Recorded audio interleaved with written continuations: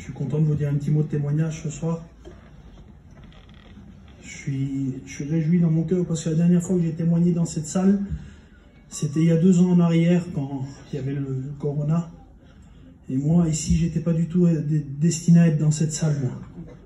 Moi, j'étais pas du tout destiné à être dans l'œuvre de Dieu. Je suis un garçon, moi, je suis en néant. Je suis un garçon de la Belgique, moi. On fait les fêtes là-bas.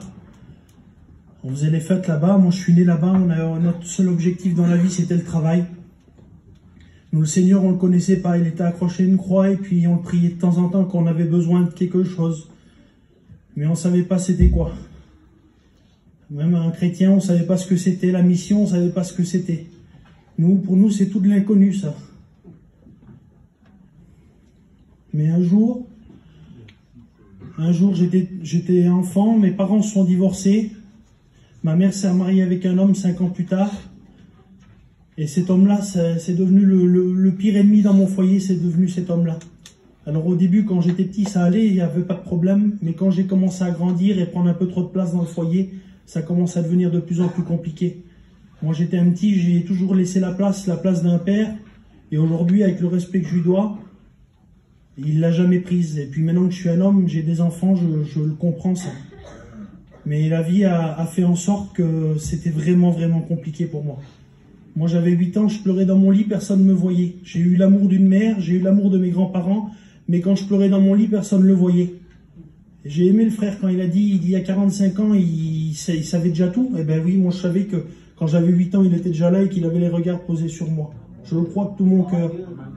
Moi, j'étais un garçon, j'étais pas bien méchant. Mais j'ai commencé à faire ma petite vie dans le monde.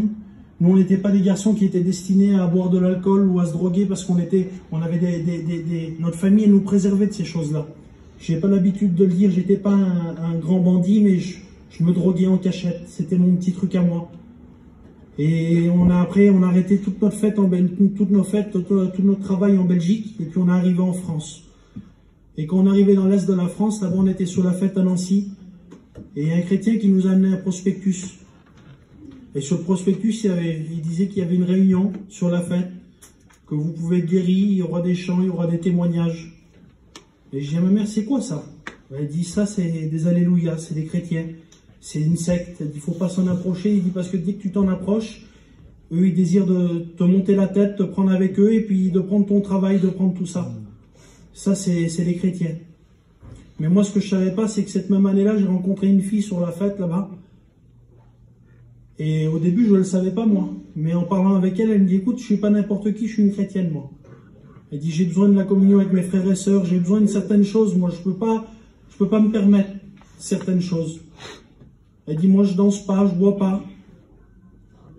Et je dis, c'est moi de temps en temps, comme quand je vais allumer un cierge à l'église, c'est pareil, c'est un truc de religieux. Donc j'ai décidé de me marier avec cette fille-là. Mais je savais pas que le jour où je me suis marié avec cette fille-là, que l'évangile est rentré dans mon foyer. Moi, après une semaine que je me suis marié, mon beau-père, là, il est venu me voir, il me dit, donc l'homme qui s'est marié avec ma mère, il m'a dit, tu sais, dans une semaine, ils vont te monter la tête, tu vas devenir un alléluia comme eux.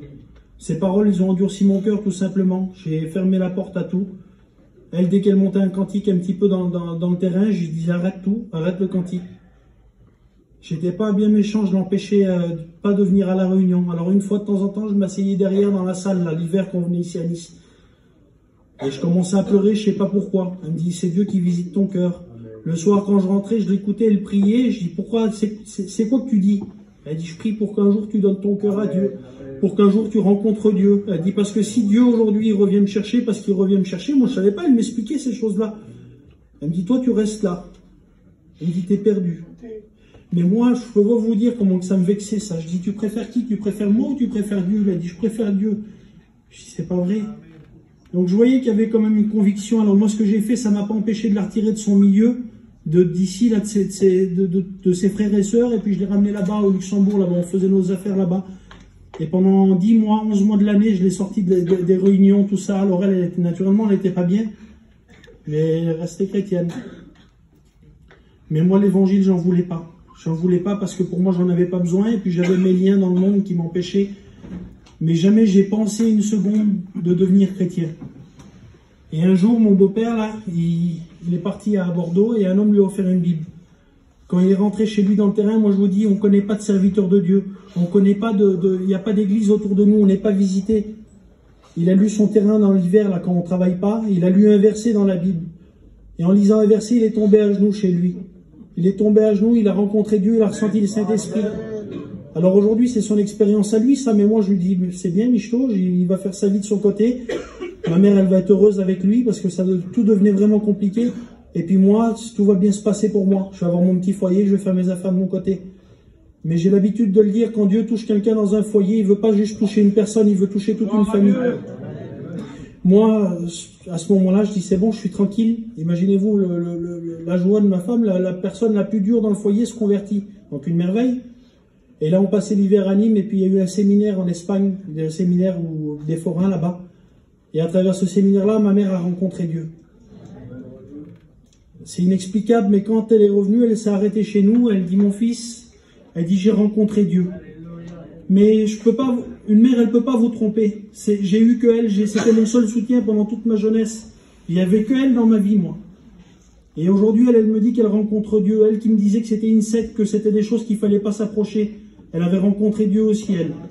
Alors je dis, Seigneur, aujourd'hui, je te connais pas, mais je voudrais aller à la réunion et je voudrais apprendre à te connaître. J'étais à la réunion, j'ai pas vu un ange descendre du ciel, il y a un appel qui a été fait là. Et ce sentiment que j'ai eu dans mon cœur, ce sentiment d'amour là, il est revenu. J'ai donné mon cœur à Dieu, je suis sorti de la réunion. Je dis, Seigneur, aujourd'hui, ce paquet de cigarettes là, je le jette pour toi. Je dis, aujourd'hui, je vais être un vrai chrétien. Le problème, c'est que pendant une semaine, je me mordais les doigts tellement que j'avais envie de fumer. C'était vraiment compliqué pour moi.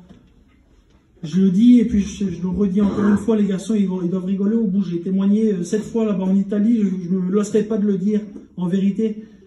Je me mordais les doigts, et puis 2 ans plus tard, moi, je me suis retrouvé dans une réunion, et puis dans une réunion, il dit, pour être un vrai chrétien, pour rentrer dans le ciel, il faut être né de nouveau. Et puis quand on est né de nouveau, on n'est plus la même personne, on change du tout au tout. On est délivré de ses liens, on n'est plus la même personne.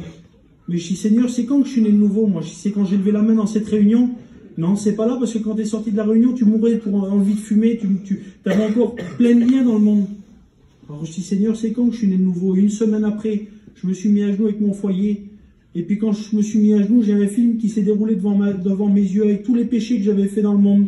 Les plus petites choses, ils sont affichés devant moi. Là, et je dis, Seigneur, pour la première fois, pardonne-moi pour ce que je suis, ce que j'ai fait, Seigneur.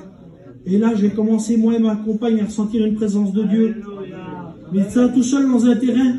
Je suis sorti du camping, j'ai plus jamais eu envie de fumer, j'ai été délivré de tous mes liens. Je peux dire que ce jour-là, je suis né de nouveau, je peux le dire, je suis fier de le dire, aujourd'hui je suis un chrétien.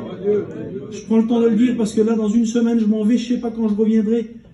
Mais moi, après, je suis arrivé ici à Nice, là, je me suis assis tout derrière dans la salle.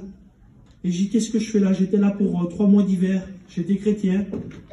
Mais j'ai dit, qu'est-ce que je fais là? On n'est pas la même ethnie, on n'est pas les mêmes personnes. Pour moi, j'avais rien à faire là. Je le dis à ma honte. Quand je suis arrivé là, j'ai dit, mon culte, je vais aller le prendre dans le Châtaignier. J'avais rien à faire là, les frères, c'était sérieux. J'avais rien à faire là. Je me suis assis au fond, mais c'est pas parce qu'il y avait plus de place, c'était un état spirituel. J'étais assis au fond là-bas.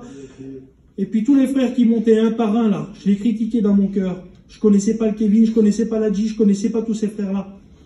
Je dis, qu'est-ce que je vais faire là? On était là, avenue du Pylône, là, dans les terrains. Et là, le Kevin, il a commencé à me prendre avec. Il me dit, mon frère, il dit, faut que tu viennes avec nous, on va aller là-bas. Il m'a fait témoigner à gauche, à droite, dans les maisons, tout ça. Après, je me suis engagé à placer une petite chaise dans la salle. Un frère m'a appelé, il me dit, mon frère, faut que je te parle. Il dit, écoute, si tu es ici, c'est parce que tu as ta place. Il dit, ta place, c'est ici, c'est avec nous. Je dis, Seigneur, je dis, qu'est-ce que je fais là? Donc, au final, je me suis engagé avec les frères. Mais les frères, écoutez-moi, pour moi, une mission, pour moi, c'était des chrétiens qui partent en mission pour s'égaler. C'était des vacances pour moi. C'était le témoignage qu'on avait des chrétiens. Mais quand je suis parti, quand je suis arrivé avec ici, les frères, ils m'ont engagé à Manosque. J'avais pas de camion, j'ai fait une expérience. J'ai eu un camion. J'ai dit, allez, je vais aller à Manosque et puis je vais reprendre ma petite vie, je vais reprendre mes fêtes, moi. Et puis quand je suis arrivé à Manosque, un désir dans mon cœur de partir en mission. Un désir parce que je voyais que je m'étais trompé sur toute la ligne. Seigneur, je dis, je suis là, je dis, qu'est-ce que je fais là? Je dis, Kevin, je dis, je veux tout arrêter, j'ai envie de tout arrêter. Mais il dit, fais pas ça. Tu peux pas tout arrêter du tout, mais je dis, j'ai envie de tout arrêter, de partir avec vous. Il dit, fais une expérience avec Dieu. J'ai demandé conseil aux anciens, il me dit, tu peux pas tout arrêter. Je suis revenu là, je suis arrivé dans le parc, les garçons, ils m'avaient fait une petite place dans le parc là. Seigneur, qu'on était bien là, on était trop bien. Je suis arrivé là, une angoisse qui m'est tombée dessus. J'ai pas envie d'être là, moi. Ma place, c'est en mission. Ma place, c'est là-bas avec mes frères. Alors, qu'est-ce que j'ai fait? J'ai décidé de partir à Manosque. Quand je suis parti à Manosque, j'ai rencontré des frères. Je suis parti dans les pays de l'Est avec eux. Ça fait 2 ans de suite que je pars en mission. Je connaissais pas les frères. Je suis parti en mission, j'avais pas un sou, pas un rond. Seigneur, à travers une matinée de Chine, le Seigneur, il m'avait béni pendant 2 semaines. Moi, ça, je ne connais pas, les frères. Moi, c'est des témoignages que je ne connais pas, mais que j'ai vécu moi-même. En Dieu, je vous le dis, j'ai trouvé un père. J'ai trouvé tout ce qu'il faut. Il n'y a plus personne qui pourra mes besoins. Mais moi, j'ai une famille au loin, là-bas. Je suis en Belgique. Et puis, quand on est dans la salle, là, les frères, ils disent que le Seigneur, il revient et que si tu ne te repens pas, t'es perdu. Et je dis, c'est facile à dire, mais moi, toute ma famille qui est en Belgique, je fais comment, moi? Je fais comment? C'est un peu facile de le dire, ça, mais moi, c'est difficile à vivre. Et j'ai fait une petite liste dans ma Bible avec tous les membres de ma famille qui ne sont pas chrétiens en Belgique, là-bas. Je dis, Seigneur, comment je fais? Et regardez la preuve que s'approcher de l'œuvre de Dieu, il n'y a rien de plus beau. Je suis arrivé à la convention, il y a un frère qui m'a appelé. Il me dit, mon frère, il dit, écoute, je suis un pasteur de la Belgique, j'ai à cœur de t'appeler, j'ai envie de me mettre à côté de toi avec les campings, faut que je te parle. Il s'est mis à côté de chez moi, je les ai suivis jusqu'en Belgique. Imaginez-vous que ma famille, elle est au contact de l'évangile sans que je le savais. Les frères, il n'y a rien de plus beau que l'œuvre de Dieu. Approchez-vous de l'œuvre de Dieu, que Dieu vous bénisse.